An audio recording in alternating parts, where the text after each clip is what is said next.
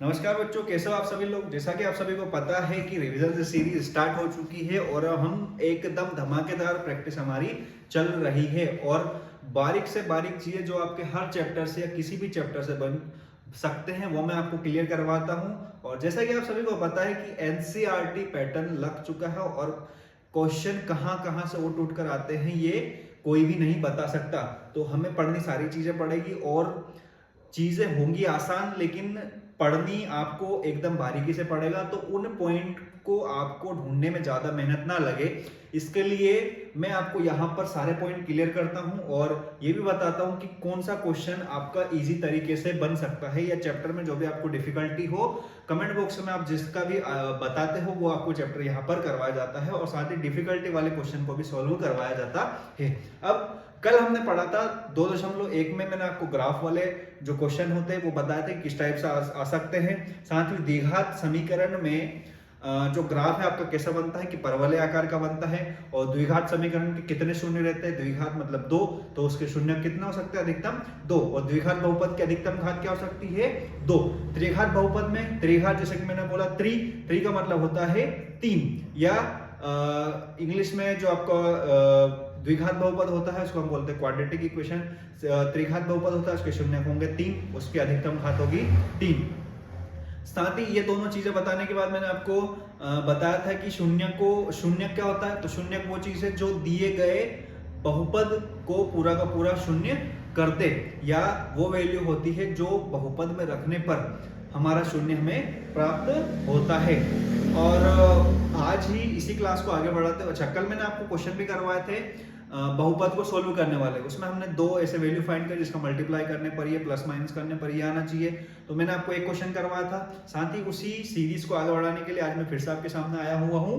और जैसा कि आप पीछे मेरे देख सकते हैं हमारा बोर्ड है एसवीआई ट्यूशन क्लासेस। बनना है 2025 का टॉपर तो चुनिए एसवीआई ट्यूशन क्लासेस। और ये हमारा यूट्यूब चैनल है जहां पर आपको डेली क्लासेस प्रोवाइड होती हैं। तो बढ़ाते हैं क्लास को अपनी को आगे। अब क्लास में क्या आता है, क्लास में हमारे चल रहे थे 2.2।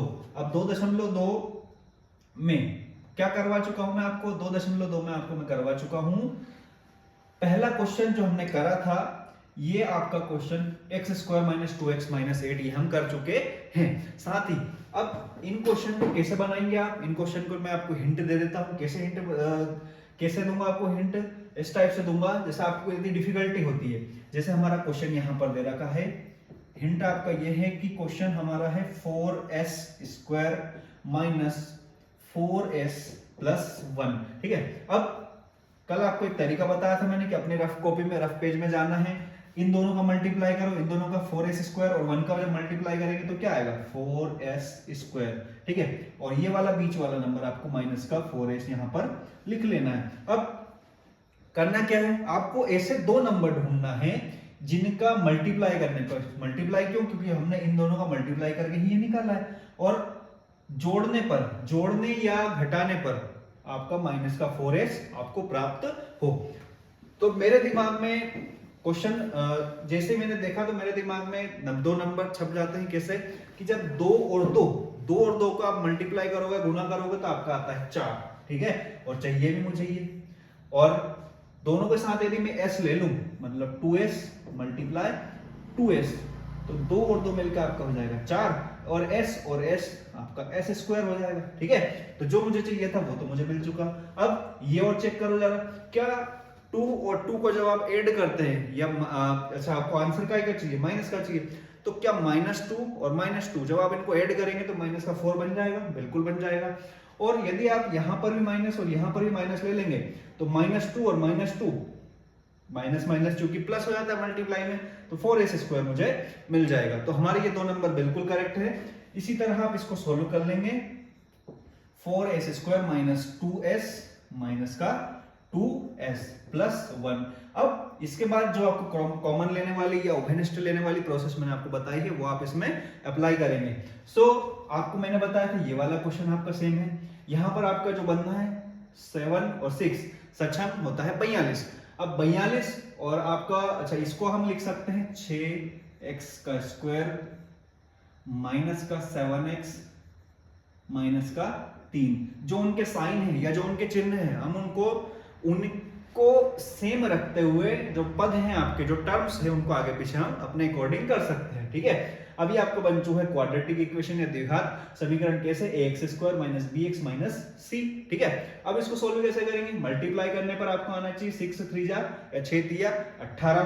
ठीक है, फिर जोड़ने घटाने जब आप इसको सोल्व कर देते तो आना चाहिए आपका -7। तो मेरे दिमाग में क्लिक करता है फट से कि मेरे जो दो नंबर वो मैं ले सकता हूँ 9 और 2, मतलब 9 और 2 का जब आप गुणा करेंगे तो आपका 18 आता है या 18 आता है, और 9 में से जब आप 2 माइनस करते हो तो आपका 7 बच जाता है। अब आपको एडजस्ट ऐसे करना है कि 9 को इस तरह या उसके सामने 9 के सामने माइनस लेना है, और दो लोग हैं आप उसके सामने प्लस लेना है। क्यों लेना है, क्योंकि आपको यहाँ पर जो उत्तर लाना है, जो टर्म बनानी है वो बनानी है माइनस वाली। ठीक है, इसलिए आप बड़ा नंबर माइनस का लोगे। साथ ही 6 3 जा 18 और माइनस लगा है तो माइनस का 18 अपने को चाहिए 18x²। ठीक है, 18x², वो भी काय का चाहिए, माइनस का चाहिए। तो यहाँ पर 9 और 2 आपके बन जाएंगे और चिन्ह के हिसाब से आपको उसको एडजस्ट करना है। फिर भी आपको यदि इसमें कुछ डाउट आता है तो आप क्वेश्चन नंबर और साथ में प्रश्नावली डालकर कमेंट बॉक्स में इसका छोड़ सकते हैं, ताकि हम अगली क्लास में उसको सॉल्व कर लें। चलिए अब बढ़ते हैं इन क्वेश्चंस पे कि इन दोनों को हम सॉल्व कैसे करेंगे इजी तरीके से।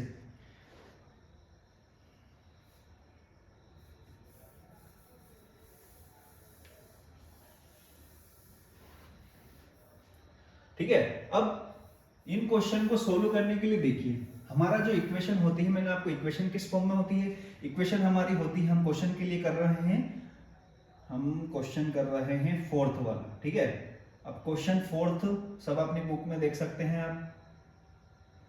क्वेश्चन 4 है हमारा,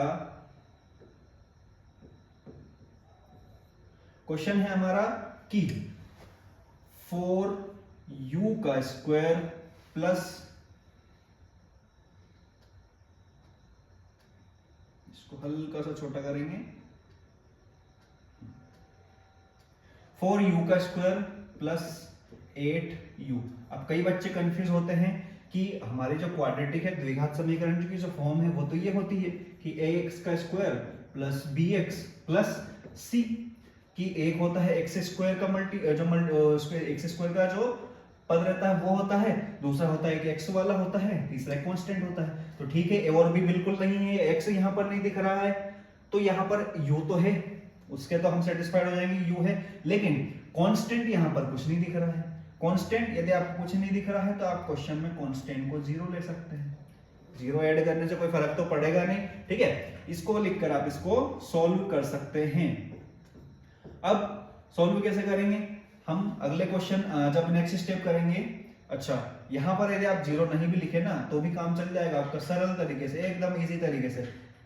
कैसे चलेगा, एकदम इजी तरीके से हम यहां पर इसमें देखो बिना 0 लिखे कैसे करेंगे, बिना 0 लिखे करने के लिए देखो यहाँ पर हमारा जो कॉमन आ रहा है, क्या दोनों में 4 आ रहा है, यहाँ पर 4 × 2 दिख रहा है मुझे, और u यहाँ पर भी है, एक u यहाँ पर भी है, तो ये भी दिख रहा है। तो क्यों ना मैं 4u यहाँ से कॉमन उठा लूं, और 4u जब मैंने कॉमन लिया तो मेरा बच क्या गया, मेरा बच गया u, क्योंकि एक u आपने बाहर ले ली, एक u आपका अंदर बचा और 4 आपका कॉमन आ चुका है। प्लस इसमें आपका यहाँ पर 4u आपने कॉमन ले लिया, जब 8u में 4u से डिवाइड करेंगे तो आपका क्या होगा, आपका आएगा 2। ठीक है, क्योंकि u आप ले चुके हैं, जैसे मैंने आपको बताया कॉमन लेना मतलब डिवाइड करना, तो u आप ले चुके हैं, 4 का डिवाइड कर दो 8 में, क्या बचा आपका प्लस का आगे 2। अब ओनली हमारा ये सॉल्व हो चुका। अब यहाँ पर 0 कैसे निकालेंगे, 0 निकालने के लिए हम करेंगे, लिख सकते हैं आप चाहे तो लाइन 4u u+2 की तुलना या compare 4u u+2 is equal to 0 की, अब मैं लिखूंगा यहाँ पे की तुलना 0 से करने पर, 0 से करने पर, ठीक है, 0 से तुलना करेंगे, तो 0 से तुलना करने के लिए क्या करेंगे आप, ये दो पद है आपके यहाँ पे मल्टीप्लाई में, तो 4u क्या है आपका पद 4u, अब 4u को आप पहले 0 के इक्वल में रखेंगे, u को 0 रखने के बाद u की वैल्यू आपको निकालना है। क्यों? क्योंकि शून्य आपका जो पद होता है वो चर ही तो होता है। फिर u की वैल्यू निकालेंगे आप, 0 के डिवाइड में हमारा 4 जाएगा, तो कहीं ना कहीं u की जो वैल्यू बचेगी, u हमारा हो जाएगा क्या, साइड में लिख रहा हूं, वहां पर स्पेस कम है, तो u हमारा आ जाएगा 0। मैंने आपको बताया है कि 0 के डिवाइड में आप कोई सा भी नंबर लिखो वो 0 हो जाता है, और 0 यदि किसी के डिवाइड में हो तो वो अपरिभाषित होता है। ठीक है, चलिए फिर इसकी तुलना आप 0 से करेंगे, इसकी तुलना 0 से करेंगे तो u प्लस 2 बराबर 0, u आपका आएगा इज इक्वल टू 0 माइनस 2। ये हमारे पास u की जो वैल्यू निकल के आएगा, आपको इसी के नीचे लिखना है, क्या आएगा, माइनस का 2। ठीक है, अब हमारी जो वैल्यू है एक 0 आ चुकी है और एक माइनस का 2 आ चुकी है। अब सत्यता की जांच भी करना है, तो सत्यता की जांच करने के लिए मैंने आपको बताया था कि सत्यता की जांच कैसे करेंगे। मैंने आपको दो चीज लिखवाई थी कल, शून्यकों का योग, शून्यकों का योग। अब शून्यकों का योग क्या होता है, अल्फा प्लस बीटा बराबर माइनस बी बटे ए। ठीक है, अब ये सत्यता की जांच करने के लिए अल्फा प्लस बीटा क्या है, अल्फा मुझे एक शून्य मिला 0 और एक शून्य मिला माइनस का 2, तो 0 प्लस ब्रैकेट में लिखूंगा मैं माइनस का 2 बराबर माइनस का b बटे a। देखो यहाँ पर ax square plus B X plus C. अब c में कुछ नहीं है तो मैं क्या, अब क्या लिख सकता हूँ, 0 लिख सकता हूँ, बिल्कुल, क्योंकि मुझे कांस्टेंट कुछ नहीं है तो हम 0 लिख सकते हैं।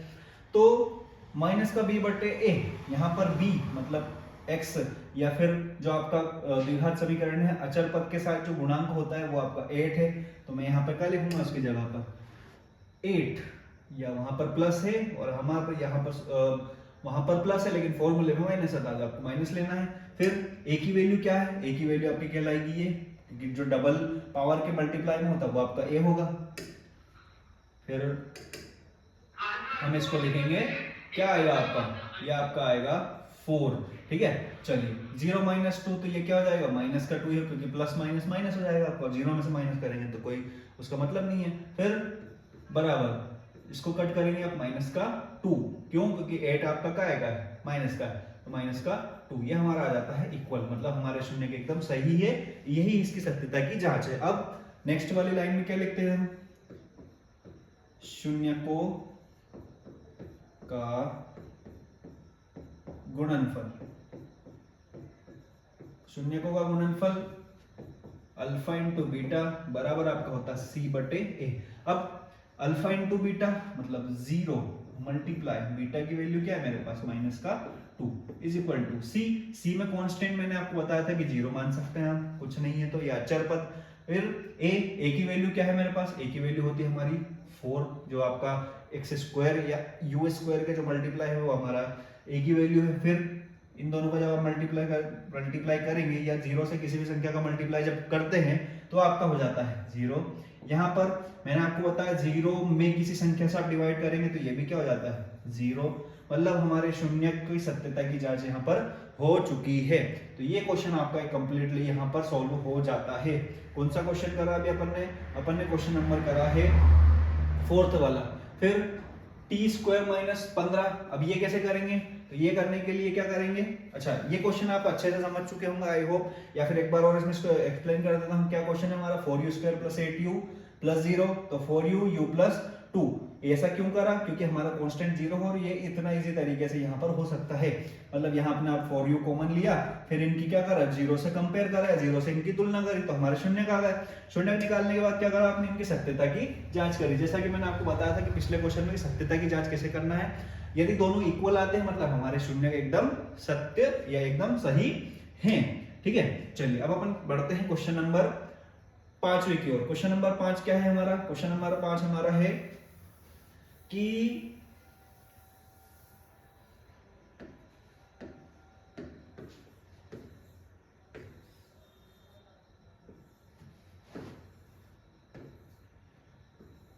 क्वेश्चन नंबर 5 हमारा कहता है कि टी स्क्वायर माइनस 15। अब बहुत छोटा क्वेश्चन है और बहुत इजी भी है, कैसे करेंगे वही इसी तरह हम इसको लिखेंगे 5 और शुरू में क्या लिखते हैं, हल या सॉल्यूशन हम लिखते हैं। ये हमारा क्वेश्चन है टी स्क्वायर माइनस 15। तो बहुत ही इजी क्वेश्चन होने वाला है, जितना ये दिख रहा है उससे कई गुना इजी ये क्वेश्चन है। तो टी स्क्वायर माइनस 15 चूंकि हमें शून्य निकालना है। अब बहुपद जो आपका होता है, द्विघात समीकरण क्या होता है, ए एक्स का square plus B X plus C, ठीक है, मतलब एक एक्स का स्क्वायर का गुणांक है तो यहाँ पर टी स्क्वायर है, या मैं इसको लिख सकता हूं A T square plus B T plus C, मतलब टी स्क्वायर के मल्टीप्लाई में है, यहाँ पर कुछ नहीं है तो 1 है, प्लस ये आपका कांस्टेंट है, इसको मैं ये लिख सकता हूं 1 टी का स्क्वायर प्लस 0 टी माइनस 15। आप इसको यूं भी लिख सकते हैं। क्या अब आपको ये इस तरह दिख रहा है या इस तरह दिख रहा है? बिल्कुल, इसको हम ऐसे लिख सकते हैं, लेकिन सोल्व करने के लिए आपको यही उठाना पड़ेगा। क्यों? क्योंकि इससे इजी आप इसको नहीं बना सकते, इससे ज्यादा, ठीक है। चलिए इसको सोल्व करते हैं। कैसे करेंगे? मैंने इसको लिख लिया टी स्क्वायर माइनस 15, है ना। अब टी स्क्वायर माइनस 15 लिखने के बाद क्या करेंगे, इसकी डायरेक्ट आप कर दिए शून्य से तुलना। शून्य से तुलना करने के लिए आप क्या लिखते हैं, बराबर में 0। तो टी स्क्वायर बराबर क्या हो जाएगा आपका, यहाँ पर माइनस 15 है, आपका उधर जाके प्लस का 15। चूंकि अब यहाँ पर स्क्वायर है तो जब स्क्वायर हटता है तो अंडर रूट में क्या लगेगा आपका 15, ठीक है। और एक चीज आपने देखो, जब स्क्वायर यहां से हट के जाता है तो यहां पर आपकी जो होती है ये आपका आएगा टी स्क्वायर बराबर, हम यहां पर लिखते हैं प्लस और माइनस। क्यों? क्योंकि आपकी जो ये वो वैल्यू है ये आएगी प्लस और माइनस में निकल के, तभी आप इसका कंपैरिजन कर सकते हैं। कंपैरिजन टी स्क्वायर बराबर 15, एक सेकेंड,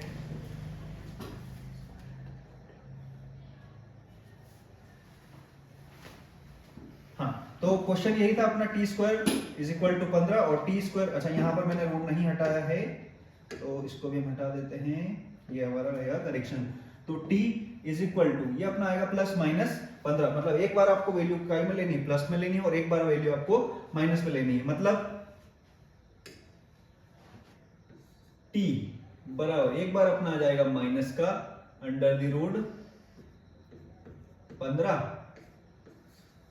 और एक बार हमारा आ जाएगा t is equal two plus, या इसको प्लस को लिखना ही नहीं है तो आप डायरेक्टली अंडर रूट 15 लिख सकते हैं, अंडर द रूट 15। तो ये आपकी दोनों वैल्यू आ जाएंगी, और इसके लिए आपको करना है सत्यता की जांच। अब सत्यता की जांच वही सेम टर्म में रहने वाली है, शून्यकों का योग और शून्यकों का गुणनफल। अब गुणनफल में आपको एक प्रॉब्लम जो आदि जो या माइनस बी बटे योग में माइनस बी, क्योंकि आपका माइनस बी कुछ नहीं है तो मैंने आपको 0 के मल्टीप्लाई में लिख के बता दिया। और 0 क्या नहीं हो सकता, 0 हमारा a नहीं हो सकता, बाकी कोई भी वैल्यू आप 0 ले सकते हो, उसको क्वाड्रेटिक बना सकते हो, ठीक है। तो b की वैल्यू आपको 0 लेना है, दोनों एक आपके इक्वल आने ही वाले हैं, तो ये हो जाएगी आपकी सत्यता की जांच। ये आपको सेल्फ सॉल्व करना है। साथ ही अब ये 2 क्वेश्चन होने के बाद ये क्वेश्चन जो आपका है, ये हमने जो पिछले 3 क्वेश्चन बताए हैं आपको, उसी के टाइप का ये आपका चौथा क्वेश्चन, सॉरी छठा क्वेश्चन है। अब इन क्वेश्चन को कैसे बनाएं, यदि आपके शून्य दे दिए हैं तो इनसे समीकरण कैसे बनाएं। अब इनसे समीकरण बनाने का एक अच्छा तरीका है, कैसे, देखिए जरा, जो अभी तक आपने करा आपको उसका अपोजिट करते हुए आना है और आपका क्वेश्चन इजीली हल हो जाएगा। इजीली हल कैसे होगा बताता हूं आपको अगले क्वेश्चन में।